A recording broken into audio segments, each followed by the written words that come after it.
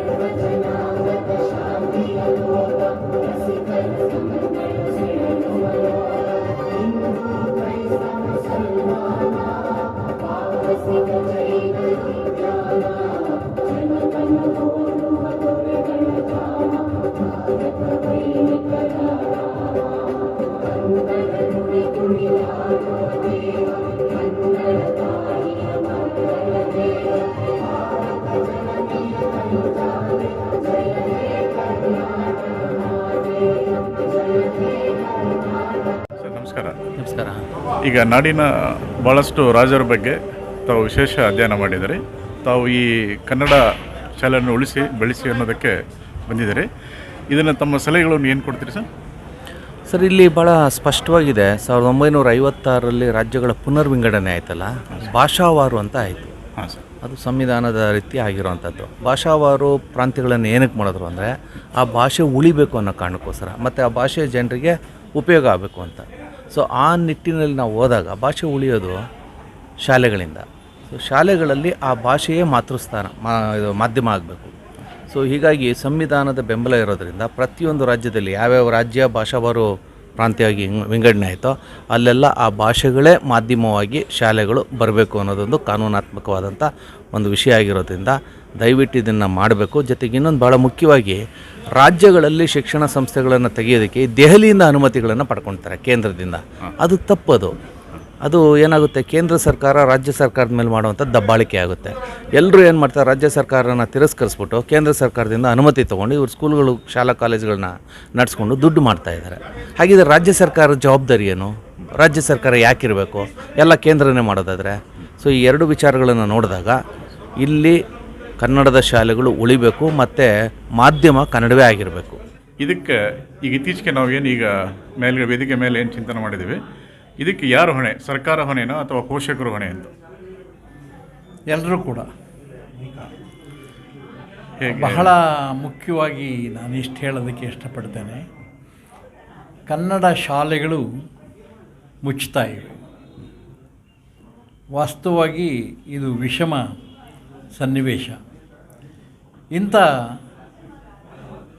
ವಿಷಮ ಸನ್ನಿವೇಶದಲ್ಲಿ ಕನ್ನಡ ಶಾಲೆಗಳ ಸಬಲೀಕರಣಕ್ಕಾಗಿ ಈ ಹೊತ್ತು ಕನ್ನಡ ಸಾಹಿತ್ಯ ಪರಿಷತ್ತಿನಲ್ಲಿ ಕನ್ನಡ ಸಾಹಿತ್ಯ ಪರಿಷತ್ತಿನ ಗೌರವಾನ್ವಿತ ಅಧ್ಯಕ್ಷರಾಗಿರ್ತಕ್ಕಂಥ ಡಾಕ್ಟರ್ ಮಹೇಶ್ ಜೋಶಿಯವರ ನೇತೃತ್ವದಲ್ಲಿ ಒಂದು ಪ್ರಾತಿನಿಧಿಕವಾದಂಥ ಒಂದು ಸಭೆ ನಡೆಯಿತು.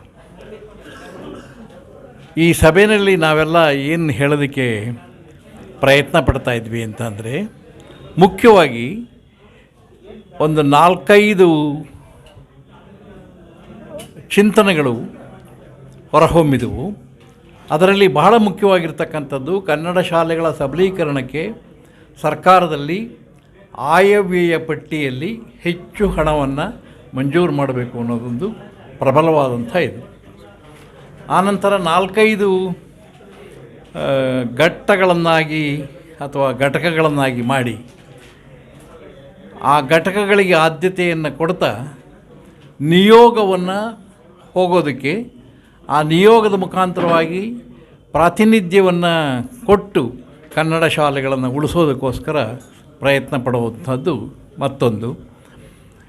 ಕನ್ನಡ ಶಾಲೆಗಳಿಂದನ ವಿಮುಖರಾಗ್ತಾ ಇದ್ದಾರೆ ಪೋಷಕರು. ಆ ಪೋಷಕರ ಅರಿವಿನ ಪರಿಧಿಗೆ ಒಂದು ಅಭಿಯಾನವನ್ನೇ ಪ್ರಾರಂಭಿಸೋದು ಕೂಡ ಒಂದು ಬಹಳ ಮುಖ್ಯವಾಗಿರ್ತಕ್ಕಂಥ ಕಾರ್ಯ ಅಂಥೇಳಿ ಅಂದ್ಕೊಂಡಿದ್ದೇನೆ. ಅದು ಕೂಡ ಚರ್ಚೆಗೆ ಬಂತು. ಇದೆಲ್ಲಕ್ಕಿಂತ ಮುಖ್ಯವಾಗಿ ಬಹಳ ಮಹತ್ವದ ತೀರ್ಮಾನ ಏನು ಅಂತಂದರೆ, ಕನ್ನಡದ ಯಾರ್ಯಾರು ಆಸಕ್ತರಿದ್ದಾರೆ ಅವರೆಲ್ಲನ ಕನ್ನಡದ ಹಿತೈಷಿಗಳು ಅಂತ ಅನ್ನಿಸ್ಕೊಂಡವರು ಸಾರ್ವಜನಿಕ ಹಿತಾಸಕ್ತಿಯ ಒಂದು ಅರ್ಜಿಯನ್ನು ನ್ಯಾಯಾಲಯಕ್ಕೆ ಸಲ್ಲಿಸುವುದು ಬಹಳ ಮುಖ್ಯ. ತನ್ನ ಮುಖಾಂತರವಾಗಿ ನಮ್ಮ ಬೇಡಿಕೆಯನ್ನು ಈಡೇರಿಸ್ಕೊಳ್ಳೋದು ಬಹಳ ಅಗತ್ಯ ಅನ್ನೋದು ಇವತ್ತು ಸಾಬೀತಾದಂಥ ವಿಷಯಗಳು. ಇವತ್ತಿನ ಕಾರ್ಯಕ್ರಮದ ಮೂಲ ಉದ್ದೇಶ ಇರೋದು ಕನ್ನಡ ಮಾಧ್ಯಮದ ಶಾಲೆಗಳನ್ನು ಉಳಿಸೋದು ಹೇಗೆ ಅಂತ. ಕನ್ನಡ ಮಾಧ್ಯಮ ಅಂದಾಗ ಸರ್ಕಾರಿ ಶಾಲೆಗಳು ಅಂತಲ್ಲ, ಸರ್ಕಾರಿ ಶಾಲೆಗಳು, ಖಾಸಗಿ ಶಾಲೆಗಳು, ಕನ್ನಡ ಮಾಧ್ಯಮದಲ್ಲಿ ಕಲಿಸುವಂಥ ಎಲ್ಲ ಶಾಲೆಗಳು ಮುಚ್ಚುತ್ತಾ ಇದ್ದಾವೆ.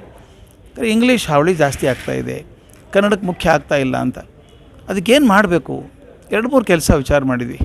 ಒಂದು, ಇದನ್ನು ನ್ಯಾಯಬದ್ಧವಾಗಿ ಹೋರಾಡಬೇಕು, ನ್ಯಾಯಾಲಯದ ತರಬೇಕು ಇದನ್ನು. ಯಾಕಂದರೆ ಸರ್ಕಾರಗಳು ಅದ್ರ ಬಗ್ಗೆ ಆಸಕ್ತಿ ತೋರಿಸ್ತವೆ ಅಂತ ನಂಬಿಕೆ ಉಳಿದಿಲ್ಲ. ಈಗ 500 ಶಾಲೆ ಮುಚ್ಚೋಯ್ತು, 600 ಶಾಲೆ ಮುಚ್ಚೋಯ್ತು ಅಂತಾಗಲಿ, ಶಾಲೆಗಳಿಗೆ ಮೂಲಭೂತ ಸೌಕರ್ಯಗಳಿಲ್ಲ ಅಂತ ತಕರಾರು ಬಂತು. ಆದ್ದರಿಂದ ನಾವೇನು ಮಾಡ್ತಿದ್ದೀವಿ, ಸರ್ಕಾರ ಅದನ್ನು ಖಂಡಿತ ಕೊಡಬೇಕಾದದ್ದೇ. ಶಿಕ್ಷಣಕ್ಕೆ ಬಜೆಟ್ ಹೆಚ್ಚಿಗೆ ಮಾಡಬೇಕು. ಹಣಕಾಸು ತುಂಬ ಕಮ್ಮಿ ಇಟ್ಟರೆ ಆಗೋಲ್ಲ. ಶಿಕ್ಷಕರಿಗೆ ಸಂಬಳ ಕೊಡಬೇಕು, ಶಿಕ್ಷಕರನ್ನ ಅಪಾಯಿಂಟ್ ಮಾಡ್ಕೋಬೇಕು. ಅದೆಲ್ಲವನ್ನು ಇಟ್ಟುಕೊಂಡು ಒಂದು ಕೋರ್ಟಿಗೆ ಹೋಗಿ ಪಬ್ಲಿಕ್ ಇಂಟರ್ ಲಿಟಿಗೇಷನ್ ಆಸಕ್ತಿ ಕೇಸ್ ಹಾಕಬೇಕು ಅಂತ ಅಂದ್ಕೊಂಡಿದ್ದೇವೆ. ಅದೆಲ್ಲರೂ ಸೇರಿ ಮಾಡುವಂಥ ಕೆಲಸ ಮಾಡಿದರೆ ಒಂದು ಕನ್ನಡಕ್ಕೆ ಒಳ್ಳೆಯದಾಗಲಿ ಅಂತ. ಈ ವರ್ಷ ಬಹಳ ಮುಖ್ಯ ವರ್ಷ ನಮಗೆ. ಕರ್ನಾಟಕ ಆಗಿ 50ನೇ ವರ್ಷ. ಒಂದು ಸಲ ದುಃಖ ಆಗುತ್ತೆ, 50 ವರ್ಷ ಆದಮೇಲೆ ಕನ್ನಡಕ್ಕೆ ಕೊಡಿ ಅಂತ ಕೇಳುವಂಥ ಪರಿಸ್ಥಿತಿ ಇದೆಯಲ್ಲ ಅಂತ. ಏನು ಮಾಡೋದು? ಕೇಳೋಣ, ಹೋರಾಡೋಣ ಅಂತ ಸಲುವಾಗಿ. ನೋಡಿ, ನಾನು ಡಾಕ್ಟರ್ ಮುರಳಿ ಮೋಹನ್ ಚೂಂತಾರ್ ಅಂತ ಮಂಗಳೂರಿನಿಂದ ಬಂದಿದ್ದೇನೆ. ಇವತ್ತು ನಾವೆಲ್ಲ ಸೇರಿ ಇವತ್ತು ಕನ್ನಡ ಶಾಲೆಗಳನ್ನು ಉಳಿಸಿ ಬೆಳೆಸಬೇಕು, ಕನ್ನಡ ಶಾಲೆ ಮುಚ್ಚಿ ಹೋಗದಂತೆ ಏನೇನು ಕ್ರಮ ಕೈಗೊಳ್ಳಬೇಕು ಅಂಥೇಳಿ ಸಾಹಿತ್ಯ ಪರಿಷತ್ತಿನ ನೇತೃತ್ವದಲ್ಲಿ ಒಂದು ಎಲ್ಲ ಚಿಂತಕರು, ಕನ್ನಡ ಪರ ಹೋರಾಟಗಾರರು ಎಲ್ಲರೂ ಸೇರಿ ಒಂದು ಸಭೆ ನಡೆಸಿದ್ವಿ. ಬಹುಶಃ ಇವತ್ತು ಬಹಳ ನೋವಿನ ಸಂಗತಿ, ಇವತ್ತು ಕರ್ನಾಟಕದಲ್ಲಿ ಬೆಂಗಳೂರಿನಲ್ಲಿ ಕನ್ನಡದ ಬಗ್ಗೆ, ಕನ್ನಡ ಶಾಲೆ ಉಳಿಸಬೇಕು ಅಂತೇಳಿ ನಾವು ಈ ಒಂದು ಸಭೆ ಮಾಡಿಸೋದು ಬಹಳ ವಿಷಾದನೀಯ. ಇವತ್ತು ವ್ಯಾಪಾರೀಕರಣಗೊಂಡ ಜಗತ್ತಿನಲ್ಲಿ 2 ಕ್ಷೇತ್ರ ವ್ಯಾಪಾರೀಕರಣಗೊಂಡರೆ ಅದು ಸಮಾಜದ ಅಧಪತನ. ಅದು ಒಂದು ಶಿಕ್ಷಣ ಕ್ಷೇತ್ರ, ಇನ್ನೊಂದು ವೈದ್ಯಕೀಯ ಕ್ಷೇತ್ರ. ಬಹಳ ನೋವಿನಿಂದ ನಾನು ವೈದ್ಯನಾಗಿ ಹೇಳ್ತೇನೆ, 2 ಕ್ಷೇತ್ರಗಳು ಇವತ್ತು ವ್ಯಾಪಾರವಾಗಿ ಬಿಟ್ಟಿದೆ. ವ್ಯಾಪಾರೀಕರಣಗೊಂಡು ಇವತ್ತು ರೋಗಿ ನರಳ್ತಾ ಇದ್ದಾನೆ, ಹಾಗೆ ವಿದ್ಯಾರ್ಥಿಗಳು ಬಳಲ್ತಾ ಇದ್ದಾರೆ. ಈ ಪರಿಸ್ಥಿತಿ ಬದಲಾಗಬೇಕು. ನಾವು ಎಲ್ಲವನ್ನು ಸರ್ಕಾರ ಮಾಡಬೇಕು ಅಂತ ಹೇಳಿ ನಾವು ಸರ್ಕಾರದ ಮೇಲೆ ಗೂಬೆ ಕೂರಿಸೋದು ಸರಿಯಲ್ಲ. ನಾವೆಲ್ಲ ಒಟ್ಟು ಸೇರಿ ಇವತ್ತೊಂದು ಮಂಥನ ಮಾಡಿದ್ದೇವೆ. ಶಿಕ್ಷಣದ ತಜ್ಞರು ಎಲ್ಲರೂ ಈ ಒಂದು ಕನ್ನಡ ಶಾಲೆಗಳನ್ನು ಉಳಿಸಲಿಕ್ಕೆ ಯಾವ ರೀತಿ ಕ್ರಮ ಕೈಗೊಳ್ಳಬೇಕು ಅಂತ ಹೇಳಿ ಒಂದು ನಿರ್ಣಯಗಳನ್ನು, ಕಾನೂನು ಸಮರವನ್ನು ಮಾಡಬೇಕು ಅಂತೇಳಿ ಚಿಂತನೆ ಮಾಡಿಸಿದ್ದಾರೆ. ಅದೇ ರೀತಿ ಅದರ ಜೊತೆಗೆ ನಾವು ಬದಲಾಗೋಣ. ನಾವು ಬದಲಾಗುತ್ತಾ ನಾವು ಕಲಿತಂತಹ ಶಾಲೆಗಳಿಗೆ ನಮ್ಮಿಂದಾದಂತಹ ಕಿರು ಸಹಾಯವನ್ನು ಮಾಡೋಣ. ಸರ್ಕಾರಕ್ಕೆ 108 ಕೆಲಸಗಳಿದೆ. ಈ ಸರ್ಕಾರಿ ಶಾಲೆಗಳನ್ನು ನಾವು ಕಲಿತ ಶಾಲೆಗಳಲ್ಲಿ ಬೇಕಾದಂಥ ಮೂಲಭೂತ ಸೌಕರ್ಯ ಇಲ್ಲ ಅಂಥೇಳಿ ಸಾವಿರಾರು 50,000 ಶಾಲೆಗಳಿದೆ. ಆ ಶಾಲೆಗಳಿಗೆ ನಾವು ನಮ್ಮಿಂದ ಎಷ್ಟಾಗ್ತದೋ ಅಷ್ಟು ಶಾಲೆಗಳ ಮೂಲಭೂತ ಸೌಕರ್ಯಗಳನ್ನು ಹೆಚ್ಚಿಸಲಿಕ್ಕೆ ಪ್ರಯತ್ನ ಮಾಡೋಣ. ಗ್ರಂಥಾಲಯ ಇರ್ಬೋದು, ಶೌಚಾಲಯ ಇರ್ಬೋದು, ಪ್ರತಿಯೊಬ್ಬರೂ ಸಹ ಆರ್ಥಿಕ ಸದೃಢತೆಯನ್ನು ಹೊಂದಿದ್ದೇವೆ, ನಾವು ಮಾಡೋಣ. ಅದರ ಜೊತೆಗೆ ಶಿಕ್ಷಕರ ಕೊರತೆ ಇದ್ದರೆ ಸರ್ಕಾರಕ್ಕೂ ಸಹ ಶಿಕ್ಷಕರನ್ನು ರಾತ್ರಿ ಬೆಳಗಾಗೋದ್ರೊಳಗೆ ಸೃಷ್ಟಿ ಮಾಡಲಿಕ್ಕೆ ಸಾಧ್ಯ ಆಗೋದಿಲ್ಲ. ನಾವೆಲ್ಲ ವಿದ್ಯಾವಂತರು, ನಾವು ಕಲಿತ ಶಾಲೆಗಳಿಗೆ ದಿನದಲ್ಲಿ ಒಂದಷ್ಟು ಗಂಟೆಗಳ ಕಾಲ ಕೊಟ್ಟು ಅಲ್ಲಿ ಶಿಕ್ಷಣವನ್ನು ಕೊಡಲಿಕ್ಕೆ ನಾವು ಪ್ರಯತ್ನ ಮಾಡೋಣ. ಆ ಮೂಲಕ ಶಿಕ್ಷಕರ ಕೊರತೆ, ಮೂಲಭೂತ ಸೌಕರ್ಯಗಳ ಕೊರತೆಯನ್ನು ನೀಗಿಸಿ ಸರ್ಕಾರಕ್ಕೆ ಅವರದೇ ಆದಂಥ ರೀತಿಯಲ್ಲಿ ಕೆಲಸ ಮಾಡಲಿಕ್ಕೆ ಅನುಕೂಲ ಮಾಡಿಕೊಳ್ಳೋಣ. ಒಟ್ಟಿನಲ್ಲಿ ಕನ್ನಡ ಶಾಲೆಗಳನ್ನು ಉಳಿಸಿ ಬೆಳೆಸುವ ಕೆಲಸವನ್ನು ನಾವು ತಕ್ಷಣವೇ ಮಾಡಬೇಕಾಗಿದೆ. ನಾವೆಲ್ಲ ಜಾಗೃತರಾಗಿದ್ದೇವೆ, ಖಂಡಿತವಾಗಿ ಮಾಡುತ್ತೇವೆ. ಜೈ ಭುವನೇಶ್ವರಿ. ಮಂಗಳೂರಿಂದ ಬಂದಿದ್ದೇವೆ. ಹೌದು, ಇದಕ್ಕೆ ಬೇಕಾಗಿ ನಾನು ಬಂದಿರೋದು. ನನ್ನ ಸ್ವಂತ ಖರ್ಚಿನಿಂದ ಮಂಗಳೂರಿನಿಂದ ಈ ಕಾರ್ಯಕ್ರಮ, ನಾನೊಬ್ಬ ವೃತ್ತಿಯಲ್ಲಿ ವೈದ್ಯ, ನನ್ನ ಎಲ್ಲ ರೋಗಿಗಳ ಅನ್ನು ಬಿಟ್ಟು ಇವತ್ತು ನಮ್ಮ ಕನ್ನಡವನ್ನು ಉಳಿಸಬೇಕು ಅಂತೇಳಿ. ಯಾಕೆಂದರೆ ನಾನು ಕನ್ನಡ ಮಾಧ್ಯಮ ಶಾಲೆಯಲ್ಲಿ ಕಲಿತವನು, ಕನ್ನಡ ಏಕೋಪಾಧ್ಯಾಯ ಶಾಲೆಯಲ್ಲಿ ಕಲಿತವನು. ಕನ್ನಡ ಉಳಿಬೇಕು ಅಂತ ಹೇಳೋ ಒಂದು ವಿಶೇಷವಾದಂಥ ಒಂದು ನನಗೆ ಆಸಕ್ತಿ, ಪ್ರೀತಿ, ಕನ್ನಡದ ಮೇಲೆ ಅಭಿಮಾನದಿಂದ ನಾನು ಬಂದಿದ್ದೇನೆ. ಧನ್ಯವಾದಗಳು.